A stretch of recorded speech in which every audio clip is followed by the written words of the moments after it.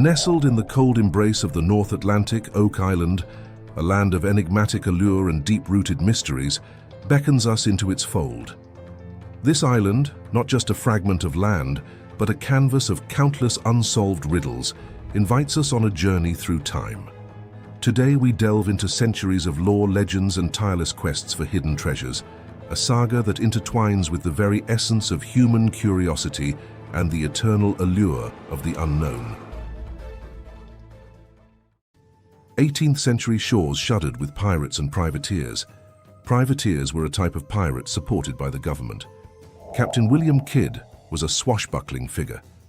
The English caught and executed the Scottish scoundrel in 1701, yet his name somewhere or another got on. The Ballad of Captain Kidd was written by an unknown author and made reference to 90 bars of gold and $6 manifold with riches uncontrolled. Differently, his plunder was said to contain Marie Antoinette's gems, the Ark of the Contract, the Sacred Goal, and, surprisingly, confirmation that Francis Bacon composed Shakespeare's plays. However, what relationship does the 57-hectare Oak Island have to this? Oak Island's initial history was generally unremarkable. It was conceivably settled by the Mi'kmaq public, who lived in the Newfoundland and Nova Scotia region millennia prior. European pioneers showed up during the 1700s. In the 1850s, rumors of buried treasure only began to spread. The Liverpool Record distributed an article on August 8, 1857, composed by one J.P. Fawkes. That's what he composed. A few extremely enterprising people have covered huge aggregates in trying to unbury bigger ones, expected to have been stored by the eminent Captain Kidd. They have sunk their cash, yet have left openings open. Years after the fact, in 1862, a story by J.B. Macaulay expressed that the stories of Chief Kidd started with the pioneers. On his deathbed, a previous individual from Skipper Kidd's group had supposedly let the Pilgrims know that they had covered around 2,000 pounds of fortune on Oak Island. While there is little proof of Kidd's exercises nearby, it didn't prevent the story from flourishing. In 1864, the pioneer revealed the conceivable revelation of the fortune's area. In the last part of the 1790s, a youngster named Daniel McGuinness evidently went over a bunch of peculiar markings on an oak tree and an odd melancholy in the ground close to it. Interested, he enrolled the assistance of companions John Smith and Anthony Vaughan. Acquainted with the Commander Kidd stories, they began to dig. They tracked down a shaft with oak stages, each 3 meters, and markings from devices on the walls. They halted after 9 meters when they experienced water. A few records guarantee that they halted as a result of eccentric feelings of trepidation. The money pit was given the name of the hole. In an effort to unravel the mystery, a number of businesses, including the Oak Island Association, the Truro Company, the Halifax Company, the Old Gold Salvage Group, and Triton Alliance, contributed millions of dollars worth of labor and machinery. Even famous people like Errol Flynn, John Wayne, and Franklin D. Roosevelt contributed. In any case, ultimately, most fortune searchers surrendered. While they turned up additional shafts and a few charming relics, they tracked down no gold mine.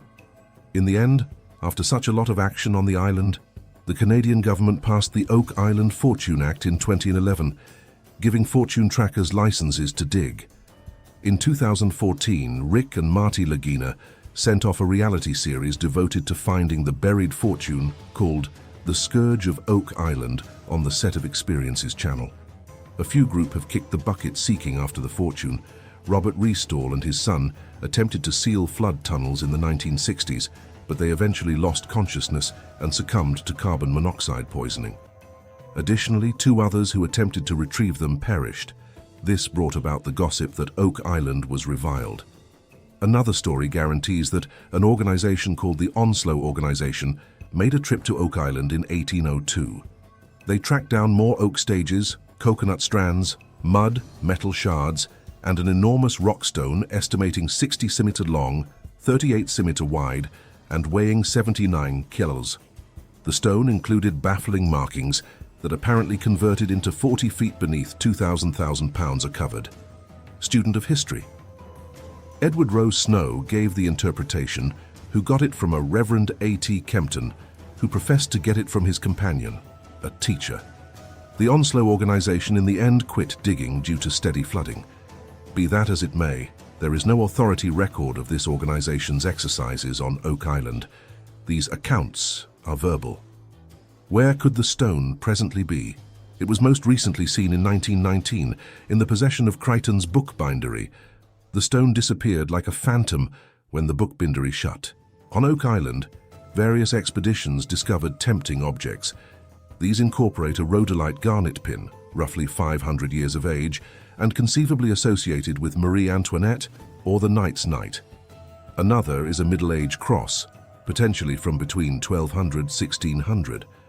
Silver and gold buttons, a silver Spanish ring, a Maravides coin from 1500 to 1600, a Knights Templar coin, scissors, swages, gold links, metal spikes, a whistle, a stone triangle, a heart-shaped stone, 5 large boulders forming a cross with images of a human face and a sword, and a 17th century axe have all been discovered over the years. Bone parts of European and Centre Eastern lineage were additionally present. Devotees of the secret can't make sense of how these things track down their direction to a dark island off the shore of Canada, yet it has urged them to accept that there is something else to be found.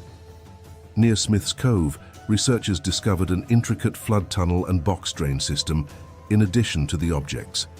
These passages were more than once overwhelmed, which made specialists suspect that they could be a protection component to forestall further digging. Coconut strands at the site were over 700 years of age, and the closest coconut trees were great many kilometers away. In 2015, news severed of a track down the bank of Madagascar. It was a 50 kilom bar, possibly made of silver, with the letters S and T recorded on its surface. Without any analysis or verification, the bar was presented to the president of Madagascar as the first piece of Captain Kidd's treasure.